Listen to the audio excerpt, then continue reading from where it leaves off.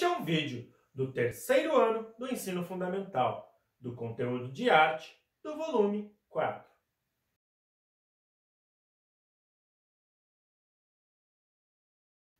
Olá, novamente. Eu sou o professor Heitor. E hoje nós vamos falar sobre arte popular. Mas primeiro nós temos que voltar lá na Idade Média. Era uma vez um papa chamado Gregório. Esse papa teve uma ideia muito ruim. Ele decidiu que a partir do seu decreto, a música na igreja não poderia mais ter instrumentos, devendo ser única e exclusivamente vocal. Mas professor, o que isso tem a ver com a nossa aula? Tudo! Pois foi essa divisão do papa que criou a divisão entre música sacra e música profana, entre arte sacra e arte profana, entre arte popular e arte acadêmica. Nas festividades e divertimentos, os instrumentos ainda estavam presentes nas músicas das comunidades. Ou, por exemplo, nos bailes existiam os instrumentos. Já na música da igreja, tudo que se podia ter eram cantos recitativos, o chamado canto gregoriano, de Papa Gregório.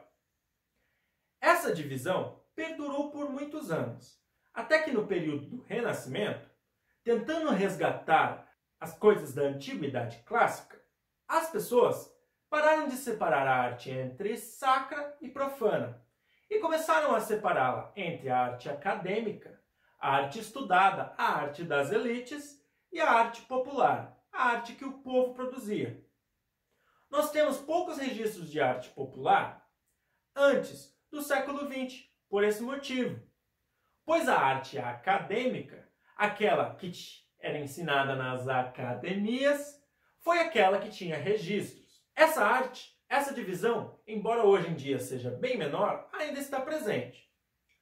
Por exemplo, há poucos anos atrás, um artesanato não tinha o valor de um quadro pintado por um pintor. Essa é uma diferença clássica entre arte popular e arte erudita, ou arte acadêmica. No século XX, junto com as ideias do modernismo, veio a pesquisa da arte dos povos, a música, a cultura, a arte do seu povo, ou a arte popular.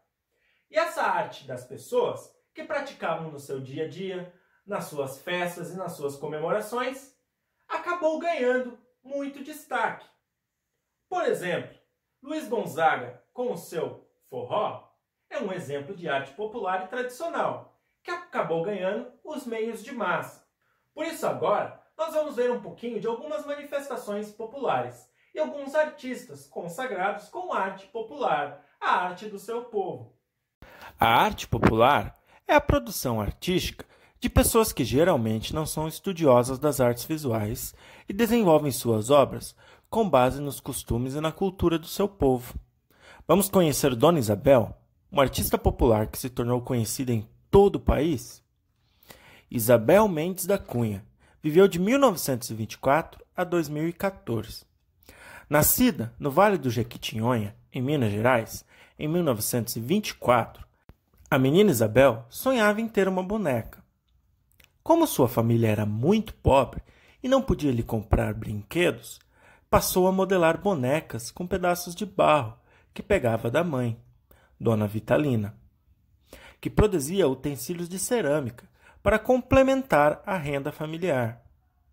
Foi assim que Dona Isabel se tornou ceramista, conhecida como Isabel das Bonecas. Ela cria figuras femininas muito delicadas e enfeitadas, como se estivessem prontas para uma festa. Suas criações retratam mulheres cuidando dos filhos, vestidas de noiva, entre outras. Será que você já não se deparou com uma obra inspirada nas bonecas de Dona Isabel aí na sua região? Vamos ver como é o processo de criar uma boneca de barro? Nessa primeira imagem, você pode ver uma mãe amamentando seu filho. Note como a boneca, e apesar de já estar com sua roupa, seu vestido, ela ainda não tem o cabelo.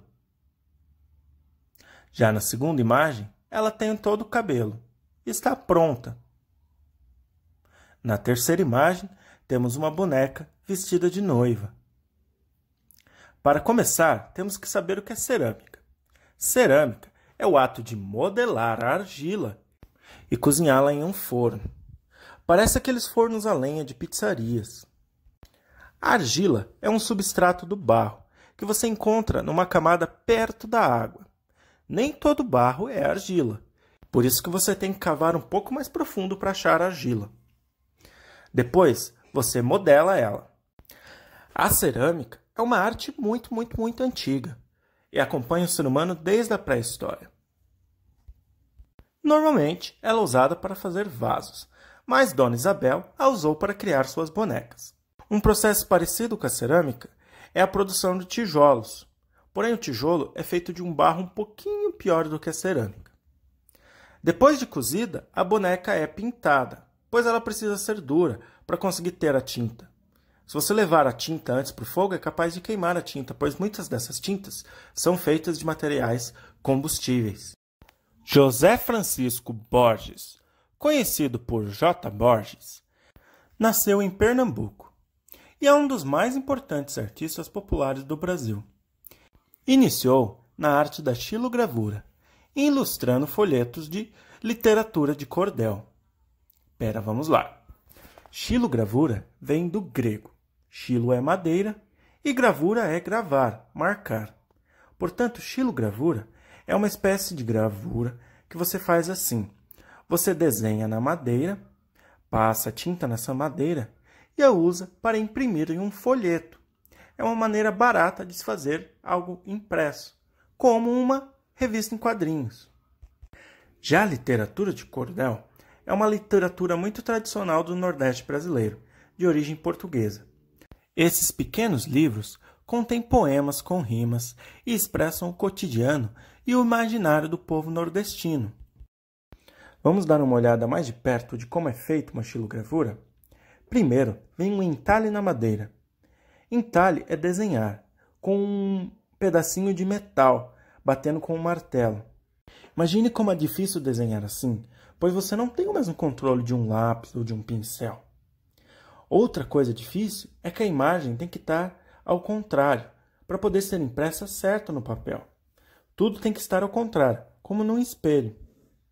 Depois de entalhado na madeira, você passa tinta nela. E aí, deixa nessa espécie de prensa, junto com papel no meio. E aí, é só organizar as páginas e o seu cordel está finalizado. Veja algumas gravuras de J. Borges.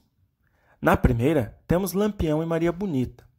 Esse é um casal de bandidos, cangaceiros, muito famosos no Nordeste.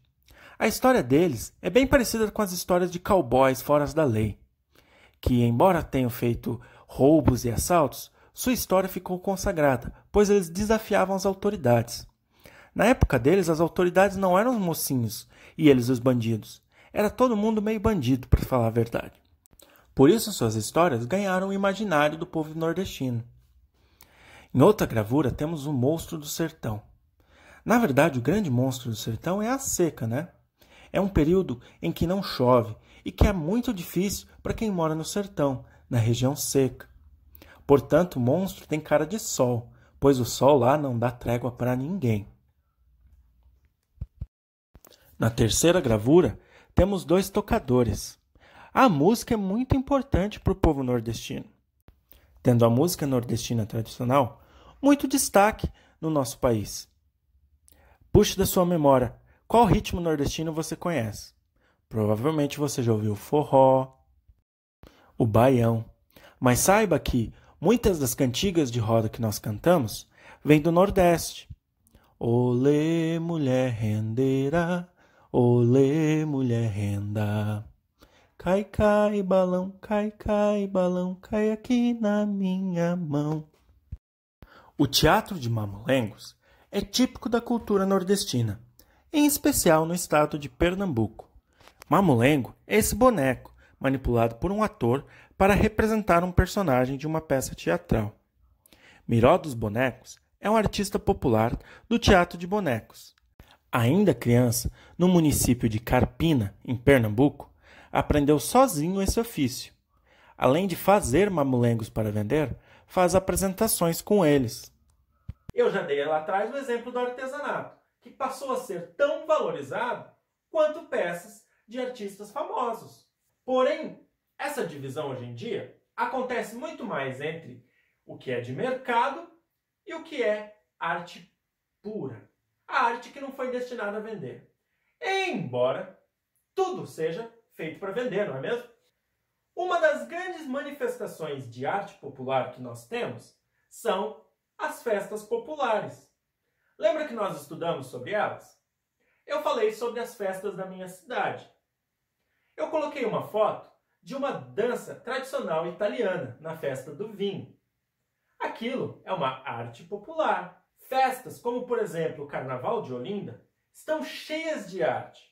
Nós podemos chamar de escultura os bonecos de Olinda, gigantescos, de personalidades que saem pela rua.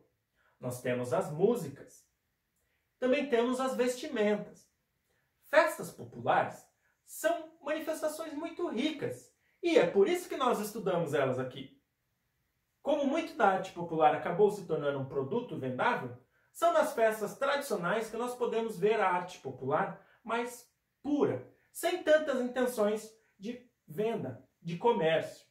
A sua tarefa será a seguinte: eu quero que você pesquise uma manifestação artística popular da sua região.